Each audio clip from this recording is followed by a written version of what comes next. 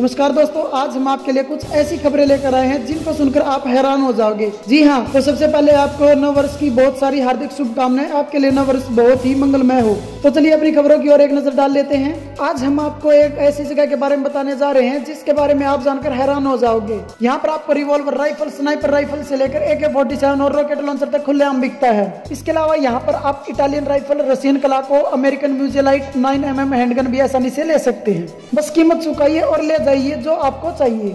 दरअसल जिस जगह की हम बात कर रहे हैं वह जगह पाकिस्तान के खैबर पास इलाके के दारा आदम खेल में स्थित है। आपको जानकर हैरानी होगी कि यहाँ पर चल रहे इस कारोबार को सरकारी संरक्षण तक प्राप्त है। इससे भी ज्यादा हैरानी की बात यह है कि यहाँ के लोगों की आजीविका का यह सबसे बड़ा जरिया है। और इससे भी बड़ी बात यह है कि यहाँ पर इस कारोबार में बच्चों से लेकर बड़े तक सब शामिल हैं। 1984 सिख दंगे में नया मोड़ यह आया कि तिहाड़ नहीं मंडोली जेल भेजे गए सज्जन कुमार और जेल में ही बीतेगा उनका नया साल। 1984 में हुए सिख विरोधी दंगे में आजीवन कारावास की सजा पाए वरिष्ठ कांग्रेस नेता और पूर्व सांसद सज्जन कुमार ने सोमवार दोपहर 2 बजे के बाद दिल्ली की कड़कड़ुमा कोर्ट में सरेंडर कर दिया। सरेंडर की प्रक्रिया पूरे होने के बाद उन्हें मंडोली जेल भेज दिया गया। सज्जन कुमार के वकीलों ने मांग की थी कि उन्हें तिहाड़ जेल भेजा जाए क्योंकि मामला दिल्ली कैंट थाने का है, लेकिन नियमों के तहत सज्जन कुमार अलग वैन में मंडोली जेल भेजे गए। सोनिया राहुल के बचाव में उतरे AK एंटनी और बोले रक्षा सौदे में कभी नहीं किया हस्तक्षेप। कांग्रेस के वरिष्ठ नेता AK एंटनी का कहना है कि UPA की चेयरपर्सन सोनिया गांधी और पार्टी अध्यक्ष राहुल गांधी ने रक्षा सौदे में कभी भी हस्तक्षेप नहीं किया है। झूठ का निर्माण करने के लिए केंद्र सरकार सरकारी एजेंसियों का दुरुपयोग कर रही है। प्रवर्तन निदेशालय ने शनिवार को दिल्ली की अदालत में दावा किया कि अगस्ता वेस्टलैंड के बिचौलिए क्रिश्चियन मिशेल ने पूछताछ में मिसेज गांधी और इटली की महिला के बेटे जो देश के अगले PM बनने जा रहे हैं का जिक्र किया था। इसके अलावा ईडी ने कोर्ट में पेश किए गए दस्तावेजों में बताया कि मिशेल ने अन्य लोगों के साथ अपने कम्युनिकेशंस में एक बड़े आदमी R का जिक्र किया है। कोर्ट ने ईडी के अनुरोध पर शनिवार को मिशेल की कस्टडी 1 हफ्ते के लिए बढ़ा दी थी। ट्रिपल तलाक बिल हंगामे के बीच पेश नहीं हो सका, बिल सदन बुधवार तक स्थगित। राज्यसभा में हंगामे के बीच 3 तलाक बिल पेश नहीं हो सका, जिसके बाद उप सभापति ने सदन की कार्यवाही को बुधवार तक के लिए स्थगित कर दिया। अब सरकार संभवतः बुधवार को इस बिल को राज्यसभा में पेश करेगी। एक सबसे बड़ी खबर यह आ रही है कि मजदूर बन गए हैं करोड़पति और पन्ना के इतिहास में सबसे महंगा बिका हीरा। मध्य प्रदेश के पन्ना जिले की उथली खदान में एक मजदूर को मिला 42.59 कैरेट का हीरा 2.55 करोड़ में बिका है। यह हीरा झांसी निवासी सोने चांदी के कारोबारी राहुल अग्रवाल ने बोली लगाकर खरीदा। पन्ना कार्यालय के इतिहास में यह पहला हीरा है जिसकी कीमत इतनी अधिक मिली है। वहीं 12.58 कैरेट का एक अन्य हीरा 54,34,560 रुपये में बिका। यह हीरा 14 सितंबर को कृष्णा कल्याणपुर की ही खदान में कृषक प्रकाश शर्मा को मिला था। ज्ञात 28 दिसंबर से चल रही हीरो की नीलामी में अब तक लगभग 4 करोड़ रुपए के हीरे बिक चुके हैं। रोहित के गहराई नन्ही परी, चौथा टेस्ट मैच नहीं खेलेंगे शर्मा जी, वनडे सीरीज में होगी वापसी। टीम इंडिया के ओपनर रोहित शर्मा के घर एक नन्ही परी आ गई है। उनकी खूबसूरत पत्नी रितिका साजदे ने रविवार को एक प्यारी सी बेटी को जन्म दिया है। रितिका की कजन सीमा खान ने इंस्टाग्राम पर यह जानकारी दी। बता दें कि सीमा खान अभिनेता और निर्माता सोहेल खान की पत्नी है। सीमा ने इंस्टाग्राम पर इस बात की जानकारी देते हुए लिखा, बेबी गर्ल मासी अगेन। इस इंस्टा स्टोरी में सीमा ने रितिका को भी टैग किया है।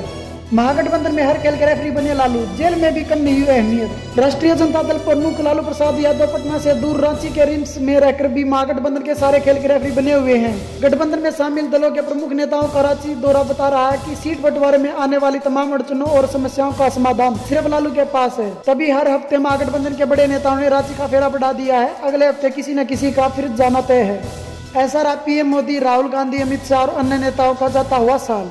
हर साल किसी न किसी रूप में अपना प्रभाव जरूर छोड़ा जाता है, कुछ मीठा, यादगार और सीख लेने वाला, तो कुछ कड़वा और बुला देने वाला भी। इस लिहाज से देखें तो यह वर्ष भी कम महत्वपूर्ण नहीं रहा। सबसे बड़ी खबर और प्रभाव दिसंबर महीने में ही दिखा, जब 3 राज्यों राजस्थान, मध्य प्रदेश और छत्तीसगढ़ के विधानसभा चुनाव में भाजपा को पछाड़ कांग्रेस को सरकार बनाने में कामयाबी मिली। बेशक मध्य प्रदेश और छत्तीसगढ़ में सत्ता विरोधी लहर और राजस्थान में स्थानीय नेतृत्व के खिलाफ जन असंतोष को बड़ा कारण माना गया, लेकिन इसके लिए कांग्रेस अध्यक्ष राहुल गांधी के तीखे थे और उनकी सक्रियता को कम नहीं माना जा रहा। जहाँ तक प्रधानमंत्री नरेंद्र मोदी की बात है तो उन 3 राज्यों में नजदीकी मुकाबले को देखते हुए यह कहा जा सकता है कि देश को आगे ले जाने की अपनी इच्छा व पारदर्शी नियत के चलते अभी भी उनकी लोकप्रियता बरकरार है। अपनी अगुवाई में भाजपा के विजय रथ को आगे बढ़ा रहे अमित शाह ने निश्चित रूप से 3 राज्यों के परिणाम से सबक लेते हुए अपनी रणनीति बदलने का ध्यान दिया होगा। ऐसे में कांग्रेस और अलग अलग गठबंधन की कोशिशों में लगे बिखरे विपक्ष की राह 2019 में बहुत आसान नहीं रहने वाली। विपक्षी दल बेशक राफेल, किसान कर्ज माफी, GST के मुद्दे पर सरकार को घेरने में कोई कसर नहीं छोड़ रहे, पर सुप्रीम कोर्ट के फैसले ने जहां राफेल मुद्दे की हवा निकाल दी, वहीं वित्त मंत्री अरुण जेटली ने तमाम वस्तुओं की जीएसटी की दरें घटाकर सरकार की छवि को बेहतर बनाने का प्रयास किया। गाजीपुर में टली रेल दुर्घटना, ट्रेन गुजरते ही चटकी पटरी। रेल राज्य मंत्री मनोज सिन्हा के संसदीय क्षेत्र गाजीपुर में आज बड़ी रेल दुर्घटना टल गई। यहाँ पर ट्रेन के गुजरते ही रेल की पटरी चटक गई। इसके बाद ट्रेन का संचालन रोक दिया गया। औरंगाबाद हमला में नक्सलियों का बड़ा खुलासा, बीजेपी एमएलसी ने नोटबंदी के वक्त लिए थे 5 करोड़। बिहार के औरंगाबाद में हुए बड़े नक्सली हमले को लेकर बड़ा खुलासा हुआ है। नक्सलियों ने हमले की जिम्मेदारी लेते हुए कहा है कि उनके निशाने पर भाजपा विधान पार्षद राजन सिंह थे। नक्सलियों का आरोप है कि एमएलसी ने नोटबंदी के दौरान उनसे 5 करोड़ रुपए बदलने के लिए थे, जो नहीं लौटाए। नक्सलियों ने एमएलसी की चल अचल संपत्ति जब्त व ध्वस्त करने का निर्णय लिया है। अब सबसे बड़ी खबर ये आ रही है कि अब हनुमान जी को बना दिया गया है सेंटा क्लॉज। विवाद बढ़ा तो पुजारी ने दे दी ये सफाई। जहां एक और हनुमान जी की जाति व समुदाय बताने की होड़ लगी हुई है, वही भावनगर के सांगरपुर हनुमान मंदिर में ट्रस्टियों ने हनुमान जी को सेंटा क्लॉज की ड्रेस पहनाकर सर्वधर्म समभाव का संदेश देने का प्रयास किया। यह वस्त्र पहनाने के कारण कई जनमान भक्त नाराज हो गए तथा कई हिंदू संस्थाओं ने इसे बजरंगबली का अपमान बताया। मिशेल के बहाने शाह ने कांग्रेस को घेरा, कहा झंडू बाम टाइगर बाम तो सुना, लेकिन ये फैमिली बाम क्या है। अगस्ता वेस्टलैंड वीवीआईपी हेलीकॉप्टर सौदा मामले में बिचौलिए क्रिश्चियन मिशेल के भारत प्रत्यार्पण होने के बाद से भाजपा लगातार कांग्रेस पर हमलावर है। मिशेल द्वारा मिसेज गांधी का जिक्र किए जाने के बाद से भाजपा को कांग्रेस का घेराव करने का एक और मौका मिल गया। अब भाजपा के राष्ट्रीय अध्यक्ष अमित शाह ने इसे लेकर कांग्रेस को निशाने पर लिया है। उन्होंने सोमवार को एक के बाद एक ट्वीट कर कांग्रेस पर कई सवाल उठाए।